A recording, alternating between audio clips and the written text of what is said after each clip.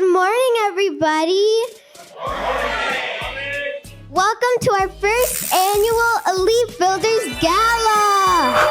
We are so excited to have you here for a full power-packed day of knowledge. Some of you flew in from across the country to be here. So first up, we have Jose Luis Morales, the one and only. A lot of people imagine, like, when they look at me today, when they see me today, they imagine that I always had my shit together. They imagine that I was always the same person that you guys see today. They imagine that I was always like a good husband, a good father. They imagine that I was the type of person that was capable of taking 100 listings a year, the type of person that had this really large real estate portfolio. And the reality is that it wasn't always like that. And it was actually the complete opposite of that. Like, meaning, like, had you met me before 2010, you wouldn't look at me today and be like, all right, this guy is going to be a superstar, or this guy is going to accomplish all these things. So I wanted to take you guys back memory lane in hopes that maybe I can connect with one person in the audience, maybe somebody that's going through something, maybe somebody that's not where they want to be, maybe they're not where they want to be health-wise, financial, in their business. And just to get a little vulnerable with you guys in hopes that we could all be vulnerable this week and just help each other grow. Let's go.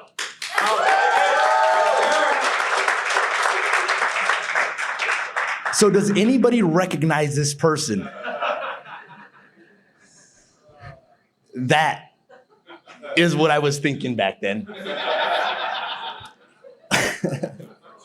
So although you see a smile on the face, there's a lot of things that aren't being told in this picture. So 3 months before this picture, I actually had been arrested for a DUI. I was actually at a point in my life where I started experimenting with things that weren't marijuana, meaning like harder substances in that time. And it was kind of crazy because at that time, like, I felt that I had my shit together. I had $8,000 in the bank. I drove a nice car. And I thought like I was the man, but my ego was kind of through the roof. And the reality was that it wasn't really like that. And then life has a funny way of kind of humbling you if you kind of have that mentality. I don't know if you guys have ever been humbled before in one way or another. Anybody recognize the person in the, I think it's blue, I'm colorblind, but the person with the glasses? Now, who wears glasses like shades indoors? I do. Right? Yes, sir. Yeah. Well, in this case, the reason I was wearing glasses is I had actually taken some harder substances than marijuana. I actually did ecstasy for the first and only time that night, which is kind of crazy. What this picture doesn't tell, although once again there's a smile on the face, is that night I had gone in a car accident. And the reason I got in a car accident is because I wanted to go party from Big Bear. I was already partying, keep in mind. And I wanted to go from Big Bear to Northridge, California, like a 3-hour drive. What this picture also doesn't tell is that because I was in a hurry to go back party, is that I got in a car accident where I did what's called the California stop, which means kind of you stop and then you go. And as I went, I could still see, like in slow motion, the truck just like T-boning me on the side. And I had two options in that moment. One of the options was go back to the place I was partying, which was probably like less than 3 minutes away, but I was kind of embarrassed that happened, or drive to Northridge, California and continue partying. Believe it or not, I actually drove to Northridge, California with the entire left side of the car smashed in the snow, the windows cracked and the windshield cracked. And that night, I ended up doing ecstasy, which is why I have that thing. I woke up the next morning and I actually called my mom. And I told my mom, like, I fucked up, you know? And I told her, like, I wrecked the car. I got a DUI like 3 months ago. Like, I'm not in a good place, basically. And without any judgment, she said, like, move back home and whatever you have to do, we'll help you with it.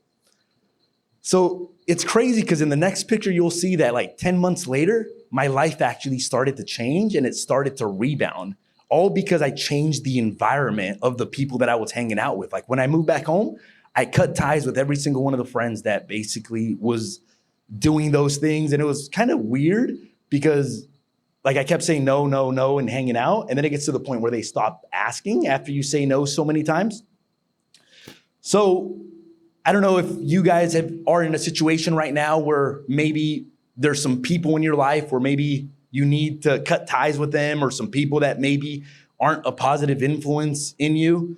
But my life started to change as soon as I started cutting some ties. So if there is somebody in your guys' life that maybe isn't positive or encouraging or helping you get to where you want, might be the time to kind of do that. So at this point, instead of rock bottom, it probably should have said rebound. Like at this point, I was already on the rebound up. At the time of this picture, this was my first real estate picture. But I basically, what this video doesn't tell is that over the next 6 months, I started working 40, 50, 60 hours a week. Over the next 6 months, I actually became a homeowner during that time. During the next 10 months, my life started to rebound. But what a lot of people don't know about this picture is that at the time of this picture, I didn't have a driver's license. Like, so I was actually being dropped off at Alcoholics Anonymous because it was mandatory because of the DUI. And I was riding the bus to work, basically. So I don't know if you guys have ever been in a position where you created your own hole and you're like struggling to get out of it, and maybe you can't see the top of it, but it's out there and you can basically get out of it. And that's what started to happen with me. I started changing just the environment of people that I started hanging out with. So this is actually my second YouTube video ever. I don't know if we can play it. It has a link on there. Yeah. Let me see if it has a link somewhere. I don't know if it's possible to maybe like exit and then, oh, it actually popped up. Click on it again. It's okay. So basically in that video, what you're going to see is that that person in that video is completely different than the person that is today. It's funny because that video actually says, I am a real estate agent. I know what I'm doing. And I'm actually nodding my head to the left and right. And that video like would actually show you that the person you're seeing here today is a completely different human being. And I actually made up this person that you guys see here today. So my question is, how does somebody go from owning 4-unit properties to owning 25-unit apartments? How does somebody go from their first real estate video where they can barely say their name to having videos that produce like 8 million views on the video, 2.4 million views? And this is what it really comes down to. People overestimate what they can achieve in 1 year, but they underestimate what they can achieve in 10. So I'm going to say that again. People overestimate what they can achieve in 1 year, but they underestimate what 10 years of hard work will actually get you. So today I'm going to go over 5 principles that changed my life in hopes that it impacts somebody in this room and in hopes that it helps somebody else. Oh, it did. If you want to play it, you can. Just so that people can see I'm not. How bad it was? Yeah, it was.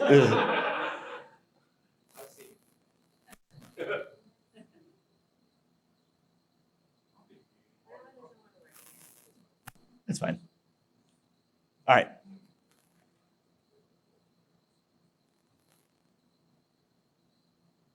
Good thing I didn't include more videos in the presentation, you know? All right, guys, so these are the 5 principles that changed my life. So this was actually my first job. I worked there from the time I was 9 to 23. I actually sold cowboy boots for a living. It was my parents' business. And what I'm grateful is that I learned a lot of lessons. One of the lessons that I learned is to offer more than what you're currently being paid for. So at that time, I remember going to my dad and telling him, I want a pay raise because I've been working here for 8 years. And my dad told me, like, I'm not going to give you a pay raise just because you've been here for 8 years. I was kind of mad. I was like, okay, like, I've been working here for such a long time. Like, why can't we increase the pay? And then 2 years later, I actually took a different approach. So my approach changed 2 years later, where I actually started taking on more responsibilities than what I was being compensated for. So I actually started negotiating with vendors. I started going to the bank for them. I started setting up different systems to help their business grow. And when the market was going down, his business was actually going up, basically. So I went back and I said, okay, like, can I get a pay raise now? And he gave me a $6 pay raise at that time, which was actually like almost double what I was making at that time. So I took the same approach in real estate. The approach was I started offering more than whatever I was being paid for. Did a moving truck, offered staging, even like, for example, like when I'm unable to make an event, sometimes I'll send a photographer to some of our partners or a videographer. So my belief is that if you offer more than what you're being paid for, eventually the marketplace will compensate you for the value that you're bringing to the table. So is anybody currently doing that right now? Is anybody currently wanting to do something like that? The second thing that changed my life was goal setting. So before, in the 2010 picture, I had no goals in my life. Literally, my goals were to wake up, smoke some weed, hang out, and just chill. That was the reality of it, right? But my life started to change when I started setting goals. So I'll share with you guys a story of what happened. In 2013, I set a goal, and I was like, okay, I'm gonna buy a property in this particular neighborhood that has an addition and around this price. And believe it or not, like January of the next year, I get a phone call from a seller who goes, hey, I want you to sell my property. I'm like, okay, tell me about it. She's like, it's in this neighborhood, it's got this addition, and it basically matched all the boxes that I had checked off. So what did I do? I ended up making an offer on it, and I ended up buying it. But I believe that the reason it came to me was because I was very, very specific as to the goal that I wanted versus I just want to make a lot of money, which is very vague. And it's also like, what is like a lot of money? Like, is a lot of money like $100? Is a lot of money $1,000? Is a lot of money $100,000? Like, it's not clear enough. Like, so your brain can't go after what you want if you're not specific. This next picture is actually a picture of a goal that I wrote down in 2016, and I put $1 million in residual income by 2024. And it was funny because at that time, I had no idea how I was going to do it. And the other day when I was looking at that vision board, I was like, rev share, right? And I thought about, like, with the real estate portfolio, gross in the next 2 years, it'll probably be at $1 million, but not net. So it doesn't really help me in any way, shape, or form. But when I saw that, I was like, okay. So here's one thing that I kind of noticed. People set goals that are too small. What I mean by that is that I noticed a pattern that people would set goals like, I want to do 10 deals a year, and then fall short on the 10 deals and only do 6. So what did I start doing? I just started setting big goals. And even if I fell short, I was okay with it, basically falling short. Because if I set a goal for 25 deals, I was okay with falling short at 20 or 17. It was still a lot higher than the 10 deals that I was looking to accomplish. How many of you guys need to reset the goals beginning of the year? How many of you guys need to do some bigger goals? How many of you guys need to be a little bit more specific with the goals as to what you want to accomplish? This is the next principle that changed my life. It says proximity is power, and it says find someone that has already achieved what you want to achieve and follow their advice. So this is something that I implemented recently where I wanted to learn the skill of social media. And it was a skill that I had zero experience in. So what I did is I ended up joining a mastermind that I paid $25,000 because there were certain influencers in the group that I wanted to learn from. Now, what did I do with these influencers? I just humbled myself. And I said, guys, you guys are way further along than I am. I have no idea what I'm doing. Please just show me the way. And to my surprise, they were like, okay, like showed me the way. And then I actually implemented the way that they showed me. So my life started changing when I started getting proximity to people that were already doing what I wanted to do. Two people in that picture. Vicente was my first mentor. And then Aaron was my second mentor. How many of you guys need to get proximity to somebody that is already doing what you want to do? right? Anybody know these two people? Me and you, bro. Right? Does anybody know the story, the relationship that Kobe Bryant and Michael Jordan had?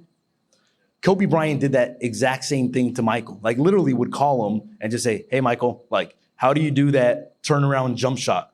Like the one that I make on the Elite Builders, you know, kind of like that one, you know? But he would call him and say, hey, look, I noticed that like you pivot a little bit to the left. And he basically taught him all his moves. And if you ask Michael Jordan, who's one person that could potentially beat you in basketball? The only person that he says is Kobe Bryant. And the reason he says that is that because he copied all his moves, I'm probably the only person that could beat Aaron Novello on a listing presentation, you know? Because I copied all his moves. No, I'm kidding. All right. So the next principle is called accountability. Like a lot of people, when they see me today, they imagine that I was always like a morning person. They imagine that I was always like a super disciplined person. Couldn't be further from the truth. I actually like to sleep in. I actually like just to wing things. But what I realized about myself is that I will do more for other people than I will for myself. Meaning I will do more not to let somebody else down than I would for myself. Like if I say wake up at 7 a.m, like it likely won't happen versus if I get some accountability. So this was actually one of my very first accountability partners. Does anybody know the person in the picture? Angel. Right? So Angel and I used to wake up at 5 a.m, and we used to basically keep each other accountable in regards to read each other our goals every single morning and be up by a certain time. He flew in from Montana. He has been in the real estate industry for 20 years. He has served over 2,500 families, and he has 2,000 agents. Let me say that again. 2,000 agents. In his group. Let's give it up for John Mikesh. Where's Jose at? Jose, great job, man. How old is Jose? 37. Yeah, that explains it. See, I can really relate to Jose. How many people in here on some level can relate to Jose's story? Like everybody's hand in the room should be up, right? Because no matter what our experience has been, what he just spoke was truth. And if we're being vulnerable, which is something he opened it up with, I think there's all a piece of that story that we can relate to. I can relate to the whole thing. I'm just glad that I'm a little older than him and we don't have photos to go back to. Thank goodness for that. But yeah, so I grew up in New York, hence the song. And Jose grew up in the West Coast, and it's interesting how similar we all are. I'm going to talk to you today about a recruiting roadmap. And where's the clicker? And you know, this is kind of a tricky topic in a room like this, because how many people in here just want to sell more homes this year? Like more than half the room. How many people have ever recruited before? Like maybe a third of the room. So my job is to help you guys understand that like you're already doing this. It's just whether or not you're getting paid to do this. And, you know, when I first looked at this opportunity, it was, you know, after years and years and years of being like, I don't want to do this EXP thing. Like, I just want to be successful and I want freedom. Freedom is my core driver. It's like everything that's driven me my whole life. Way before I got into real estate, it was like freedom. So, you know, I go to high school. I was an awful student. I felt like I was in prison. I couldn't wait to get out of there every day. And, you know, I didn't make it to college. College wouldn't have me. I couldn't afford it anyway, so it didn't really matter. It's kind of interesting when you have no option, that's often when your best greatness comes out of you. So we heard it from Jose. He was like, how did I start from nothing and get to here? It actually makes sense to me. I actually feel more sorry for the people that have it pretty easy, because you'll find that, like, you know, when there's a really strong parent and they've achieved a lot, it's more difficult for the children of that really strong parent to achieve a lot. So my parents had a great middle-class upbringing for me. It was awesome. They just didn't give me anything. They were like, all right, you're 18, you're out of the house, you're on your own. My dad gave me $100, and it was like, okay, I had $130 to my name. I left my house and I started with nothing. And I'm actually grateful for that. I just came back from a ski trip in Whistler, and I spent 10 days with my good buddy, AJ. He came from nothing too. So a lot of similarities in like how, your challenge right now, whether it's, hey, you're just getting started. I was talking to a couple gentlemen in the room. They just graduated high school. Man, I couldn't imagine being in this room at this time in this market. This market is a blessing to them because all the rest of us that have been doing this for the last 10 plus years, and we've been riding this market up, these guys don't know about that. They're coming into it when we're all flailing like, what are we going to do? How are we going to do this? And all they have is opportunity. And it excites me to hear them say that. Just like when I moved from New York to North Carolina at the end of 06 after just getting married, I was excited. I was like, oh, this market's so big. There's so many transactions. It's way bigger than the market I came from in New York. And then I get there and 07 happens. And I was like, oh shit. So what am I going to do? I got to find a way because I had no other plan B. So what I want to talk to you about is pretty simple. And I love this quote. I say it to myself all the time. I say it to my organization all the time. Simplicity scales and complexity fails. One of the most influential coaches I ever worked with is this gentleman sitting right here, Lars Henneborg, and you're going to hear from him next. And yeah, he deserves all that and 10 times more. But one of the things he helped me realize in my business when he started coaching me is that I was doing too many things. And if I could do a few things world-class, I could achieve any amount of success I wanted. So simplicity scales, complexity fails. When I look at a real estate agent's business, to me, at this point, after all these years and all the shiny squirrels I chased, it's just simple. It's like, hey, we need to generate leads and opportunities. We need to convert those to sales. As we convert those to sales, we're going to build our database. It's going to give us more referrals, and it's going to create a cycle. And what you'll notice is, over time, that cycle becomes easier and easier if we do it correctly because we build our database and our database starts to provide for us. So I'm thinking through this and I'm like, okay, the only differentiation in this whole circle is that we have expertise. So, you know, when you hear somebody like a Jose or an Aaron speak, you're like, hey, those guys are masters of their craft. They're experts. And because they're experts, they can move through this cycle at a higher velocity than somebody that, say, is brand new. So it's really, really simple if we make it that way. And so is EXP. So not everybody in this room is EXP, and this isn't like an EXP pitch, but it's just understanding that EXP is not some weird, crazy thing. It's actually the same simple thing we're doing in real estate with compounded effort.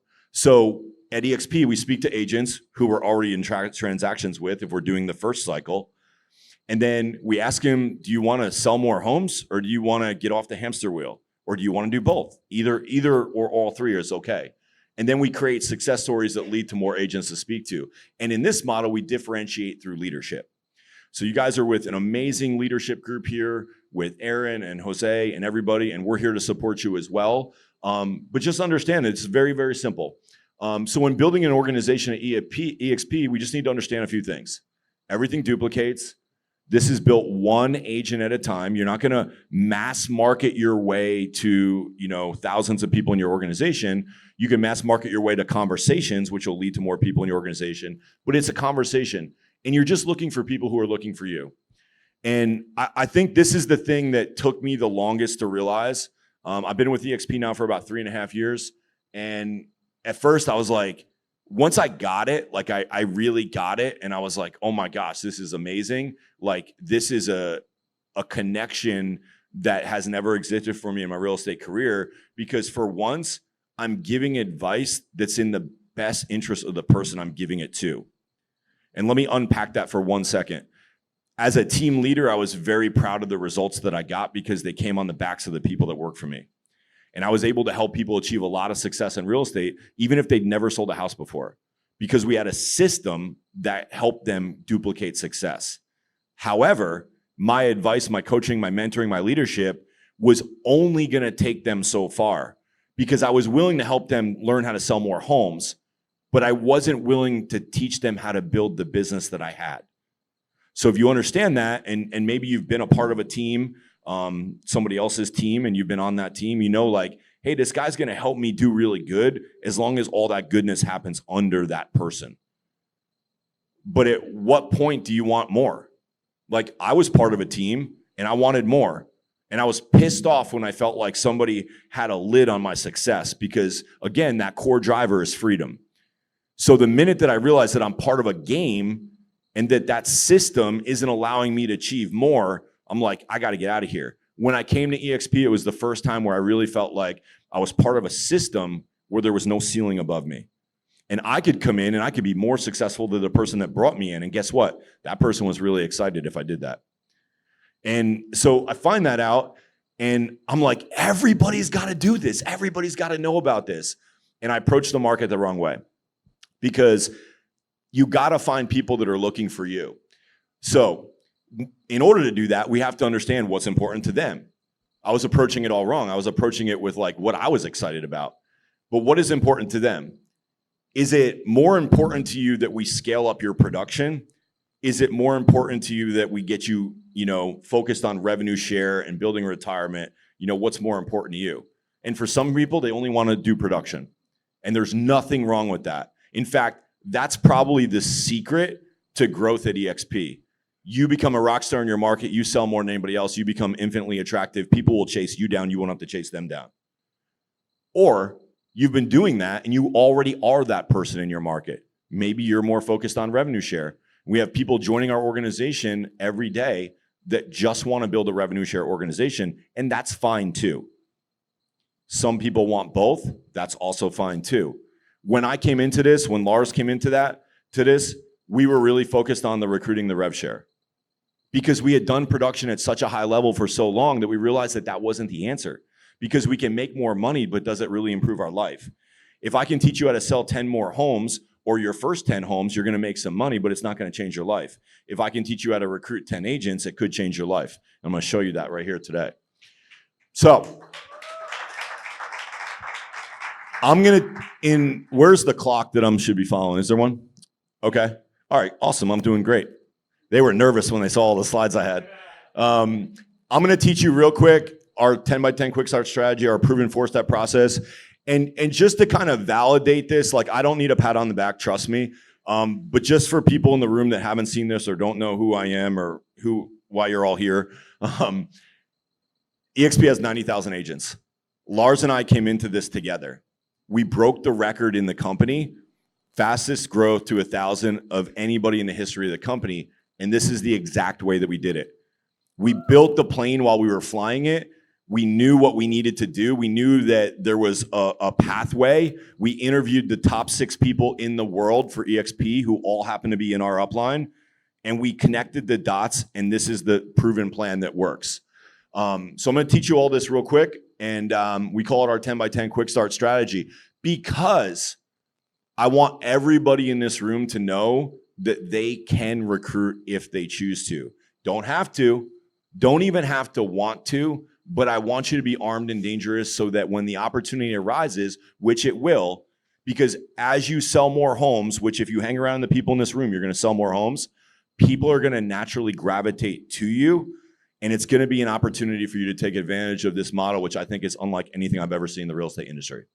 So, if you follow this strategy, it's gonna help you avoid some distractions. It's gonna help you create a story, it's gonna help you duplicate easier, and it's gonna help you make money faster. All of which are good things, right? So let's talk about what the roadmap to financial freedom looks like. Now, when I go over this example, and this, by the way, is the same example that was taught to me, and I was doing very, very well before EXP. Like, wasn't working in my business, was living across the country, traveling full time. But this financial freedom model really got me to think differently about what this was. So I'm going to talk to you about an example of $15,000 a month. The reason I'm using $15,000 a month is because having talked to thousands of people over the last 3.5 years, I realized that 99% of the people, this represents financial freedom. Now, we're not talking about financial abundance yet. We're talking about financial freedom, meaning if you took all the bills that you have in your life right now, your mortgage, if you have one, your car payment, if you have one, your health care, your utilities, just your monthly bills, and you added all those up, for most people in this room, $15,000 would cover those bills. For most people. So when I looked at that and I was like, okay, that's $180,000 a year. And if I'm following the advice of my financial planner who says that I got to save up enough money so that I can take 4%, and then the 4% rule works out to be that I'm going to have $4.5 million in the bank, that was a wake-up call for me. Because although 99% of the room could be financially free if they had $15,000 on passive income coming in a month, 99% of the room doesn't have 4.5 million in the bank already. And I knew that I had been doing this at a much higher level than most of my peers, and I didn't have anywhere near 4.5 million in the bank. And it was like an oh shit moment for me. And I was like, man, I spent 20 years, almost 20 years at that time, going hard at this. Like hard, like sacrificing birthdays and like being with the kids and like all these things that you'll hear from everybody else that comes up here that's, achieved success is like there's a sacrifice, there's a cost to it. I had paid that cost in spades. And yet I wasn't anywhere near this goal of getting to $15,000 a month, which was financial freedom for me, but it wasn't really like the vision that I had for myself. So follow me. So I was like, all right, they're talking about rev share. I'm like, really? Like I was one of those guys, I was pre-programmed to think like EXP was a pyramid scheme and it had like revenue share, and I was tired of hearing about it. I really didn't join EXP for the revenue share. It quickly turned into that, but I joined EXP because I was looking for a stable platform to run my independent brokerage on because I was tired of getting punched in the face. I had a different expression than I said, but I'll just keep it at that for this one. When people I would train up and invest years of my life into, and they would have life-changing success, and then my prize for doing that was that they would leave me and become my competition. I literally couldn't stomach it anymore to the point where I was ready to walk away from this business. Imagine a business that you invest the better part of your life into, your working life, that's providing for you at a level that you never dreamed possible, but it hurts so bad that you're ready to walk away from it. That's where I was at.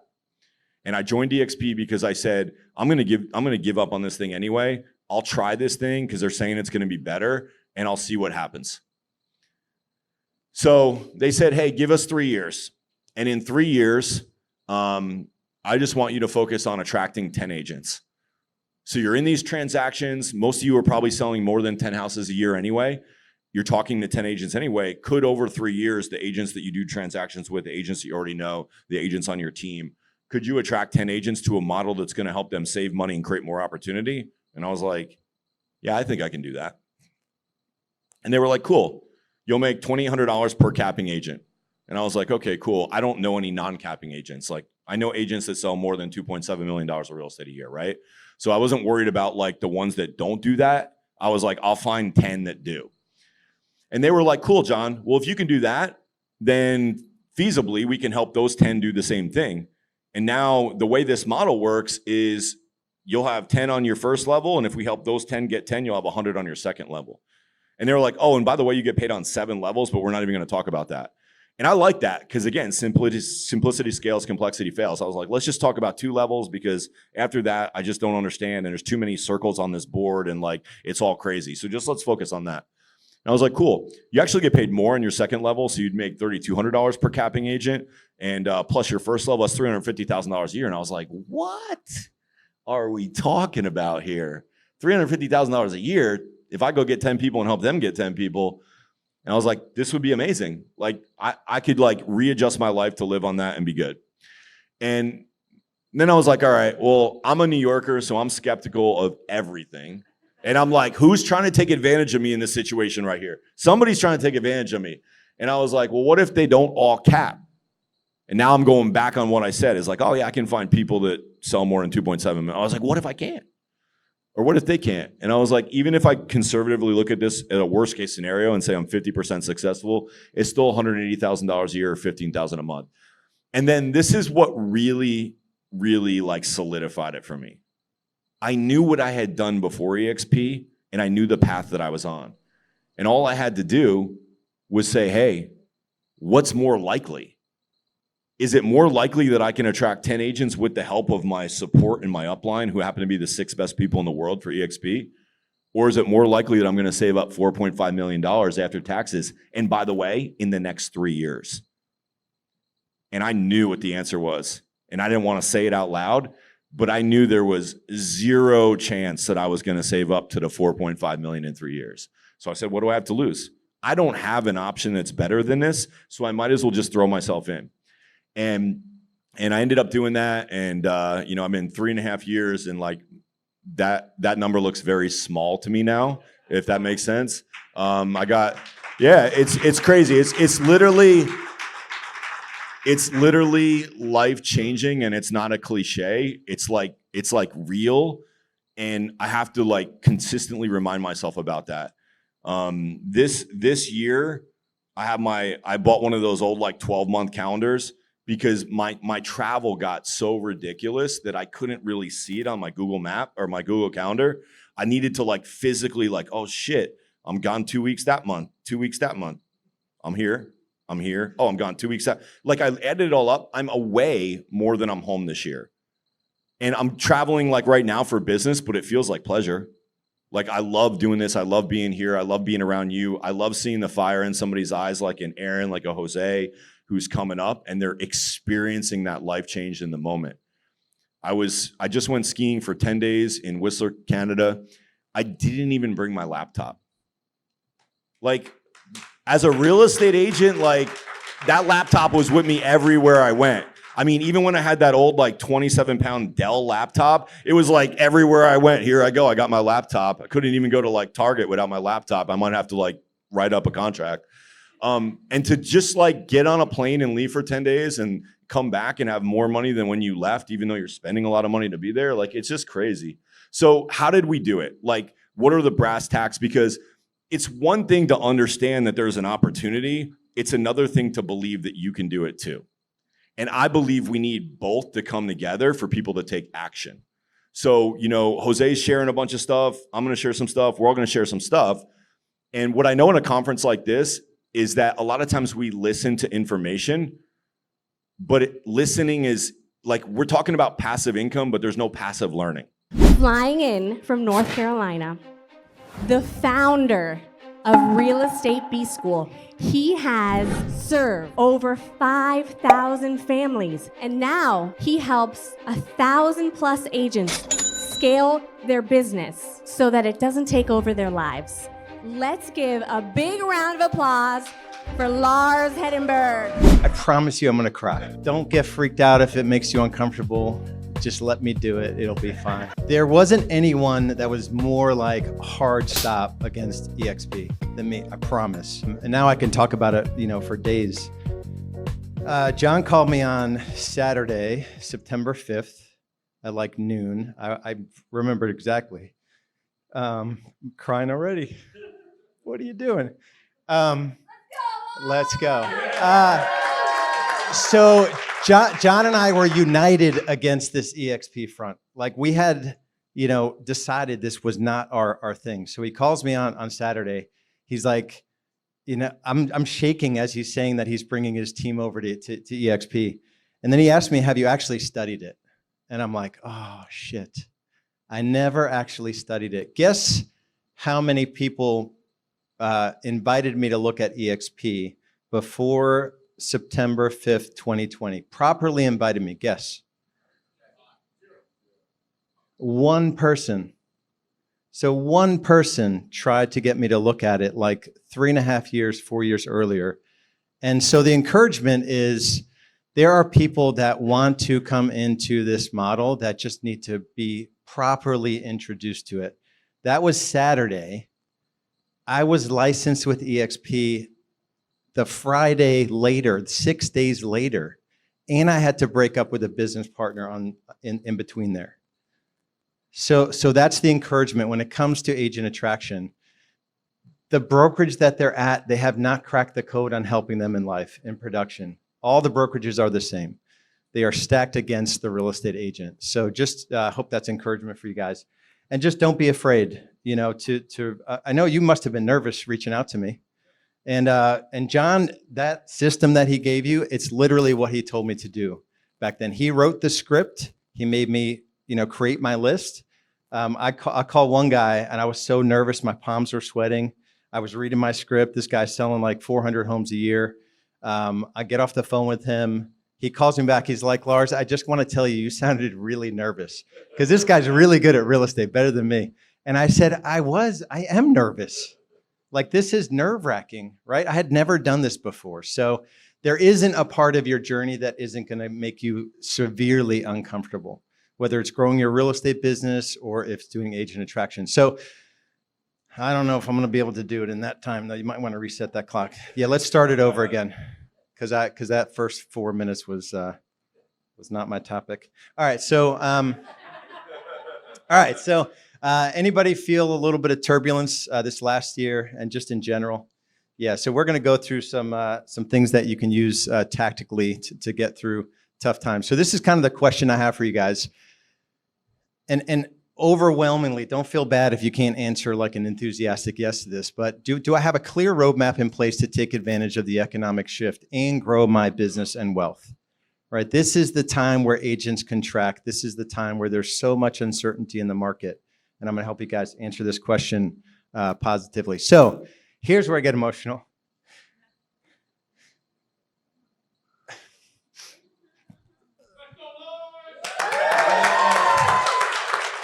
I remember this like it was yesterday. So this is November 2007, and brilliant move. I left a very cozy, multiple six-figure corporate job to get into real estate, to make $37,000 net my first 10 months in real estate. I sold a lot of homes, but I bought all the same stuff John bought at the same coaching conference, and I wasted all the money. Didn't know what I was doing. But I was not going to let down my family. That was the driver. But a year later, I figured out how to sell a lot of homes. I sold 44 homes in my first full year. And yeah, that's like great, but I was sucking at home. Luckily, Anders didn't realize that my BlackBerry, like it wasn't a toy. I should be like loving on my kid as I'm feeding him a bottle, but I'm doing a deal. And where's Julie? She's in the back. So I don't know what made her take all these pictures at the time when I'm not doing the thing I should be doing, but it helps me now in these presentations. So it definitely wasn't working. This is, anyone work a deal on a vacation and piss off your spouse? See, it's not just me. She still remembers this. Like the in-laws were there, my family was there, and I was working a deal that didn't even close. And it's in the neighborhood that we live in now, which I run in the neighborhood and I run by it all the time. So I'm constantly reminded of like this one deal. I mean, if you ask her about it now, she still remembers it with like pissed off about it. But I did have a plan, and she was working at the time. And now looking back, she's happy that she had the money coming in, because my plan didn't look like the best plan out there. But I had a why. So I cannot tell the full story, but I had a very jacked up childhood. So nothing that would like obviously have you think that I could do what I did. I just knew that I didn't want to be like my dad. And so in a roundabout way, failed marriage, addiction issues. He drank actively until I was 15. And just watched a guy die, with nothing financially, which really doesn't matter, but no people even cared that he left this earth. Like less than 5 people. I had to call 2 people to let them know that he passed away. Right? So there was a model of what I knew I didn't want to be, and I was gonna figure it out. So my question for you, with John, or maybe Jose said it, I think I'm lucky that I had this sort of jacked up childhood, and it can serve you in, it can be like not the best thing because you can be unnaturally driven, but I just knew that I was going to not be like I saw, right? I was going to be a great husband. I was going to be a great dad, but real estate's really hard to be a great real estate agent and be great at those other things. So you need to get really clear on what your why is, like really in touch with your why. So that when you're doing your workouts, when you're prospecting, when you're doing the hard things that nobody else wants to do, you can just instantly think of your why, and it just motivates you to take action. There's just no question about it. So I'm not going to go through this now, but you need to get actually write out what your why is, and you need to look at it in the times you don't feel like doing what you need to do. It's really, really important. I'm not going to go through my background. I only use this picture. Anders on the upper right there, he's 6'3" now. So to put a picture of a 6'3" kid and my daughter who doesn't like me or her mom, is not as cute as that picture. That's a picture I had framed on my desk for many years to motivate me to kind of do the shit that we don't want to do. So I made every mistake you can imagine in business. I just wasn't willing to let those mistakes, take me off of what I wanted to build. And I'll get through, specifically, I'm going to go through an exercise with you guys to kind of lay out that process for you. So here's what I'm thinking about as, I think we have some tough stuff to go through as a country. Not anything political necessarily. I think we've just been kicking the can on, financially. And I think the global stuff that's going on, I mean, it's a really weird time right now. And I do think it's going to come to a head at some point in the next, 1, 3, 5 years or so. So these are some of the things I'm thinking about. Shifts are normal, so if these guys are out of high school, and I think you're coming into a really tough market that when you're telling your story up here 10 years from now, you'd be like, man, what a blessing to come into a shit show of a market, where I had to fight and scrap, and that 110th door I knocked on that rainy Saturday, they finally answered and let me into their home to list their home, or whatever your story is going to be. But this is just normal. And it's driven, anybody read the book Shift by Gary Keller? It's really, really good. So where we are right now, so we're in the tail end here where the income available for agents, that was 2021. Who had a better 2021 than 2023? Right? So that was 2021. Now we're probably down here, but the agents haven't left the industry yet. Maybe 100,000 left the industry last year. So there's this crunch on way too many agents, not enough income. And that's the kind of shift that we're seeing right now. So it'll just do its thing, and a bunch of agents will leave this year. Probably another 150,000, 200,000 will leave this year. And then we'll be the guys and girls that are left, and then we'll kick ass. In Charlotte, North Carolina, we went from 15,000 agents to 5,000 agents when I got in the business. So the first 3-4 years, everyone was getting out, and there was just more deals. When it started to come back, there was just a lot more business to do. So I think this is the time to get excited. Really, really, really. And I can say that because this is the kind of shitty market that I built my business in, that now whatever your story is and wherever you're starting, this is the time where it doesn't feel like an exciting time if you're not hitting your financial goals, but you can 100% do it. So I'm following a few sources of news and what's going on. A lot of you are following way too much stuff, and you're just in the daily sort of either social media or the 24/7 news cycle. So just make sure you're only following a few sources. I would pay attention to the fear, uncertainty, and doubt. So who's freaked out by the zeros showing up in co-broke on the buy side, the class action lawsuit? I talk to agents. They're like, what's going to happen? That whole side of the business is going away, or the election, or the war here or the war there. It's all noise. It's all noise. It has zero impact on your ability to do real estate. But if you let it get the best of you, it will 100% take you out of the game. So you just need to stay out of the FUD. Some of you need to make some tough decisions on your finances. You're living your lifestyle like it was 2021 or whatever that big year was, and you haven't scaled back yet. In terms of monitoring your personal economy is critically important. You need the cash flow to stay alive and stay in this business. You're not going to be a great real estate agent if you go back to the job you did before real estate. Right? That's not going to serve your real estate career. So let's talk about how we get there. So anybody read the book Atomic Habits by James Clear?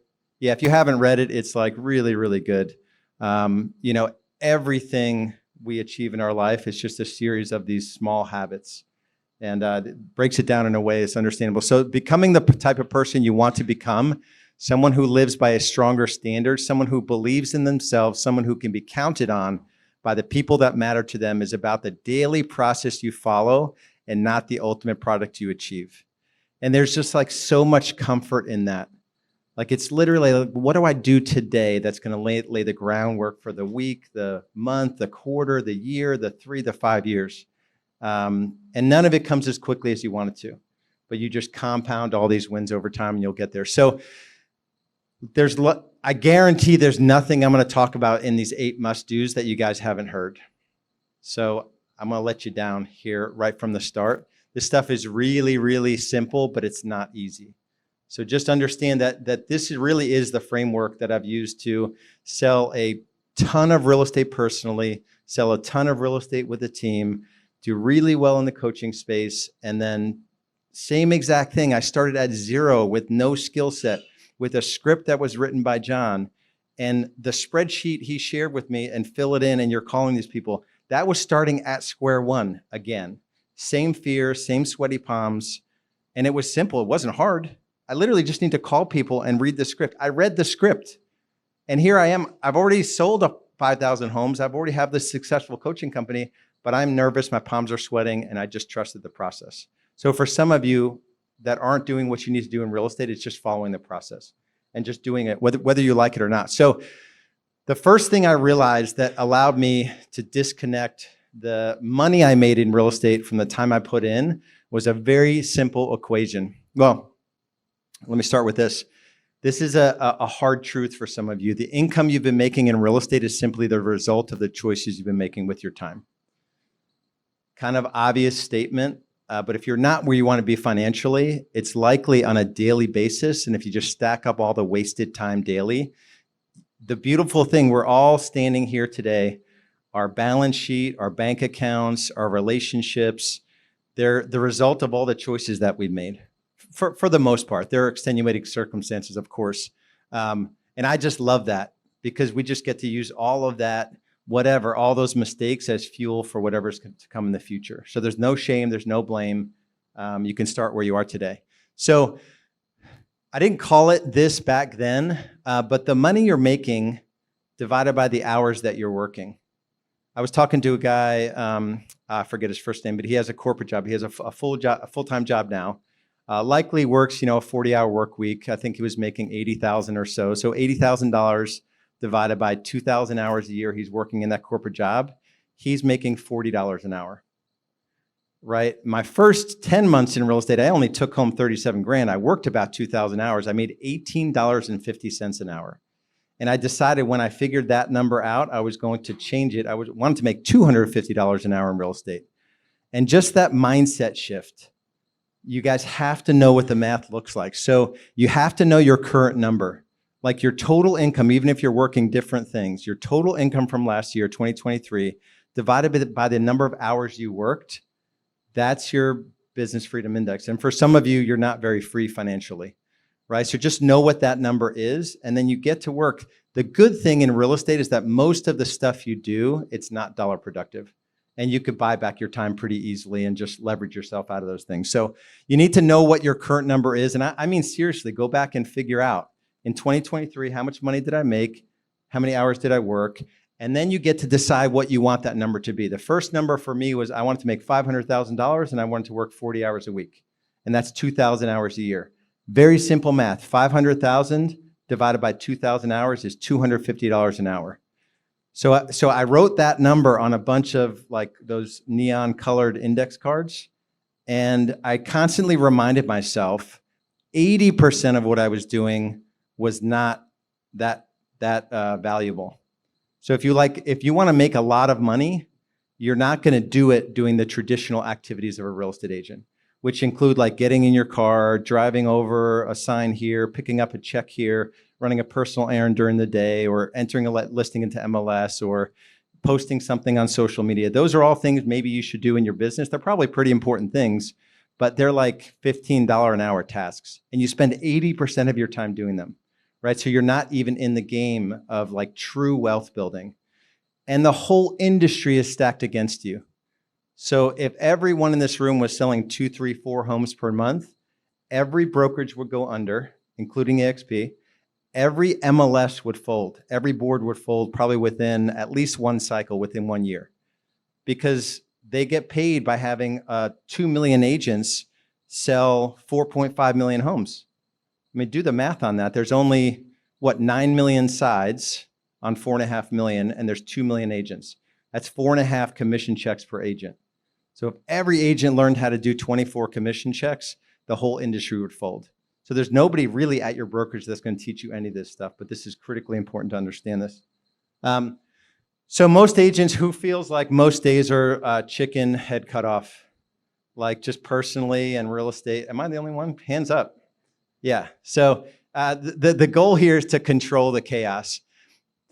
For a lot of you, I want you to write this down, and I may even give you the slides, Gabriella, or take a picture of this. This is the best definition of productivity that I've ever seen. It's from Dan Kennedy. I think his book, No BS, Time Management for Entrepreneurs. And if you graded yourself on a daily basis against this definition and just do a little bit better the next day, I promise your life will change. And just grade yourself 1 to 5 every day and keep this somewhere. Productivity is the deliberate, strategic investment of your time, talent, intelligence, energy, resources, and opportunities in a manner calculated to move you measurably closer to meaningful goals. There's a lot in there, but what I take from this is deliberate, strategic investment of time and energy in things that are going to move me closer to my goals. And when you really honestly evaluate your days, some days you barely got through, and it's like a 0 out of 5 against this. But just do a little bit better tomorrow.